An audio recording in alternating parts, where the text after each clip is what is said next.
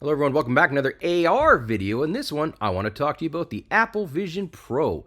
Apple today unveiled it. It has not launched yet. It's supposed to launch early next year, and I've got some thoughts on it. But before I go into the pros and cons of it, I'll give you a quick overview of what it is. According to Apple, it's a revolutionary spatial computer that seamlessly blends digital content with the physical world, all while allowing users to stay present and connected to others.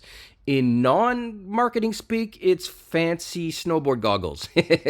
I'm just kidding, kinda. No, but if you're gonna go snowboarding, you don't need to buy goggles now if you have these. So there's that. But no, let's go into details. I'm gonna start with the cons because not that I'm against the product, I will probably pick it one up eventually when the price comes down. I'm gonna start with some of the cons because they're gonna hit you between the eyes, and then we'll go into the pros, and then I'll sum up the specs. All right, everybody. So I'm going to start off with some of the cons of the product, even though I am bullish on it and I think it will have a great future. I think the initial version, there are a few things that just are a bit rough. So let's just get into them. The first one, and the most important one, no doubt, is cost. This thing is expensive. The first generation tech often is, and this is no exception.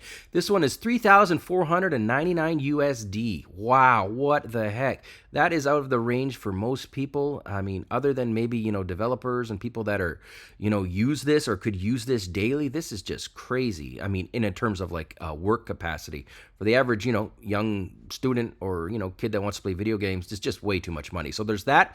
The second con is the size. I mean, it is pretty sleek.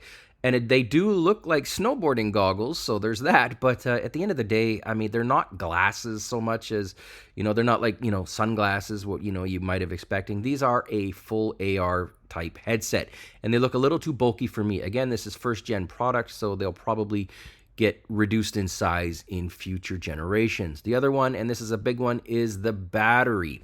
Yeah, it only has about 2 hours if it's not plugged in. So you're either going to be tethered or you can walk around the house doing some things and stuff. But I mean, if you look at, the movie they showed in one of their clips, they're showing people watching the Avatar movie. But, I mean, you'd have to plug it in halfway through the movie in order to watch the whole thing unless, you were tethered. So there's that. Now, oh, and the price. Did I mention the price? $3,499 USD. What the heck? All right, let's get into the pros.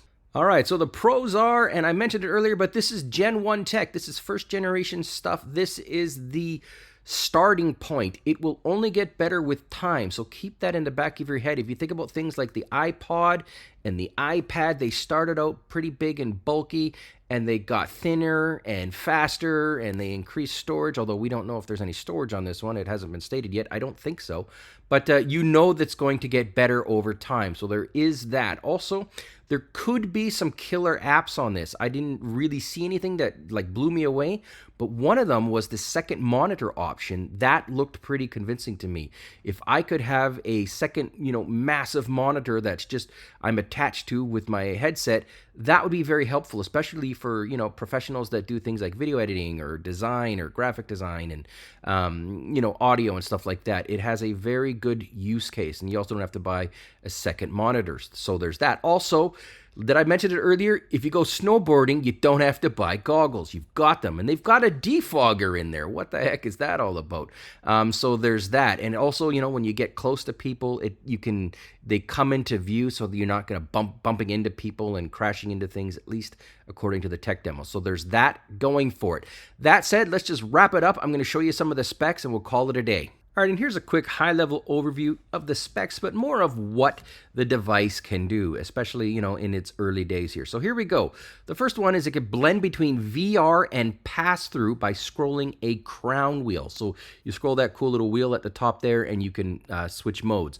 It also syncs between iPhone, iPad, and Mac with the iCloud. Another cool thing, no controllers, at least no controllers out of the box here. Pretty crazy. You use your voice and hands. That is going to take some getting used to. Also, people can see your eyes when looking at you wearing the goggles, so you're not completely behind the glass and no one can see that you're looking at them or they're looking at you. So there's a monitor. It's basically a 360-degree monitor, which is pretty cool. It has a built-in 3D camera, and it records in 3D, and you can watch it back in 3D. So you can basically record in 3D, pretty crazy stuff, and then you watch it on the monitor in 3D, what you just recorded. It's going to be interesting, but it looks pretty convincing. You can watch 3D movies. There's going to be 100 arcade games or Apple Arcade games on day one, and you can get a game controller, so that'll be interesting. And also, they partnered with Disney Plus. I don't have Disney Plus, mostly because I have no kids and I'm in my 40s, so that would be weird. But they're partnering, and that's cool. Also, 23 million pixels, so it's better than 4K per eye. And what else do we got here? We got spatial audio. They really put an emphasis on the quality of their audio, and it analyzes the room around you to give the best sound. I don't know how it does that, but that's in their marketing. And also, there's 2 chips. So there's the Apple M2, and then there's the new R1 chip. And finally, they've got a new operating system called Vision OS. So they've got a lot of stuff in here. It's going to be interesting. I look forward to your comments, your thoughts. Are you going to pick one up? I'm probably going to pick a second generation one up. But anyways, let me know in the comments below. Thanks for watching.